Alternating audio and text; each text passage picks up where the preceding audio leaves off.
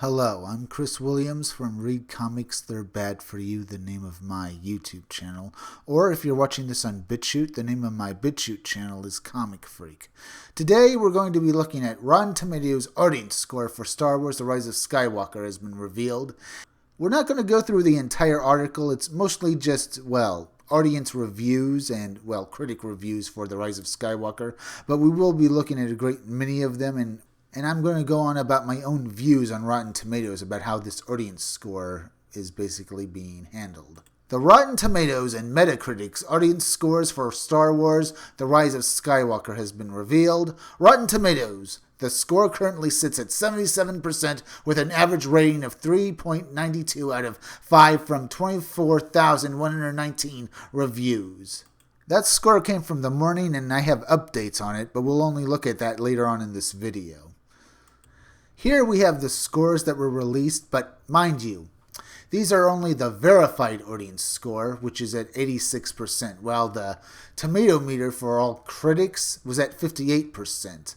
Yes, 86% sounds very good for this movie, doesn't it? But that's only the verified audience score for Rotten Tomatoes. Rotten Tomatoes basically props up to basically give a high score for their movies. You know, the people who are either paid shills or people who are basically into anything Disney does. While the actual all-audience score, as you can see, is actually at 77%. And it's actually gone down since then in the morning, but we'll get to that later. And you can see the critics' score is now at 58%, even worse. As you can see, Rotten Tomatoes will do everything it can to basically game their critics and audience scores in Disney's favor. Once again proving no one should trust Rotten Tomatoes and their scores on movies because they're only paid shills by Disney and other, studios and corporations who bought Rotten Tomatoes support but didn't actually put out any movies that were worth these kinds of scores.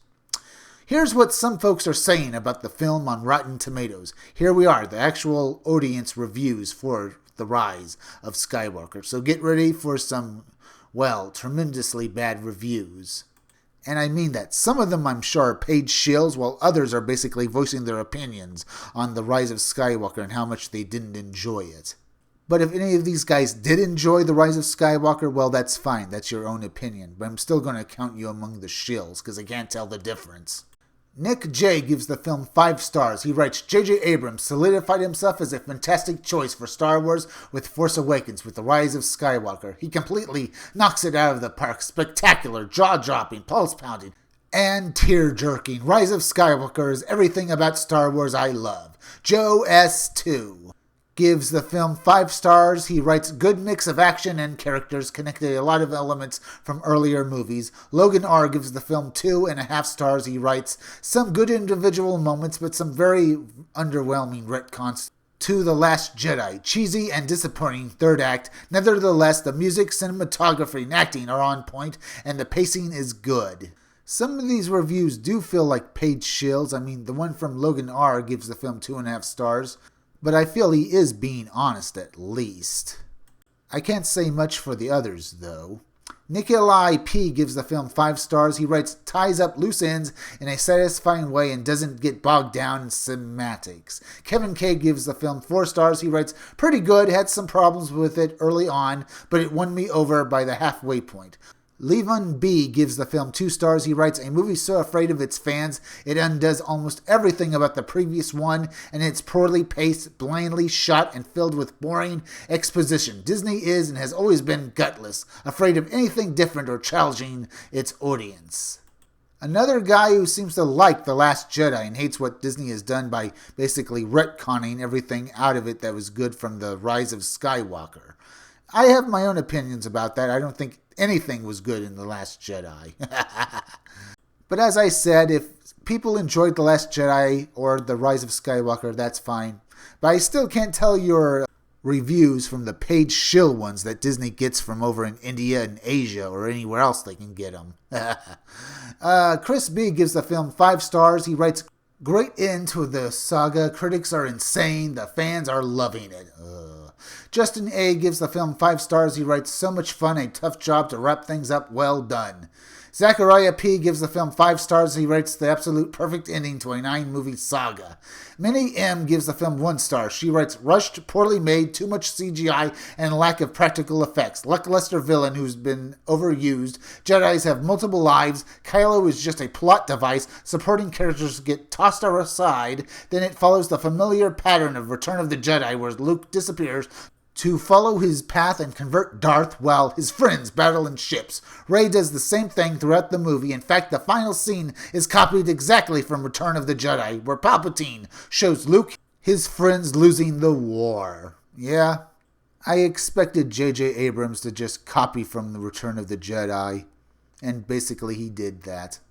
Devin E. gives the film 5 stars. They write, as someone who disliked Episode 7 and was indifferent toward 8, I wasn't expecting very much from the movie. I was pleasantly surprised. The movie had a good pace, some gorgeous scenes, and felt more like a Star Wars movie to me than the last film, and didn't borrow the plot like 7, full of moments that keep you on the edge of your seat and fun hidden treats for fans. My favorites of the new trilogy by a long shot.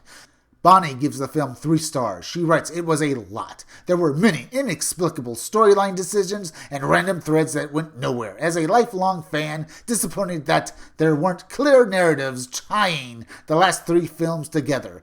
Andy N. gives the film 5 stars. He writes, forget the critics, this is great. Star Wars films, sure, a few things didn't quite land or make complete sense, but it had all the feels and did everything I want a Star Wars movie to do. Can't wait to go again. The Metacritic score tells a vastly different story. Here's what people are saying on Metacritic. Ender71 gives the film a 2. They write, as a lifelong Star Wars fan, I can honestly say this movie was insulting to the legacy of Star Wars. Sound dramatic, the movie is that bad it felt like I was watching a Transformers movie. Loud, lazy, soulless.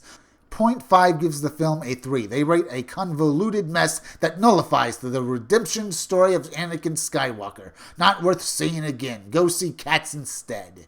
Hell Pit gives the film a 3. They write, I went to see the movie today. I hoped it was going to end the saga with a bang, but I was mistaken. It was a Frankenstein. Characters didn't make sense. Way too much fan service. The movie was a remake of Episode 6.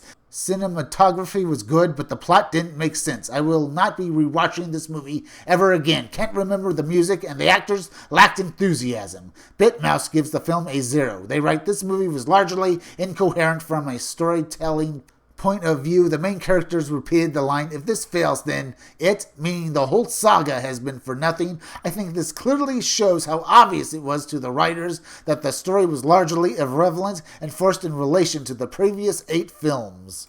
As you can see, these audience and critic reviews are all over the place, so I think I'll just move on to the latest score on Rotten Tomatoes. As you can see, the critics score is at 57%, while the audience score is at 86%. But remember, these are the verified ratings. When we get to the unverified ratings, like the all score for the audience score, you're going to see some fireworks here, folks, because guess what happens?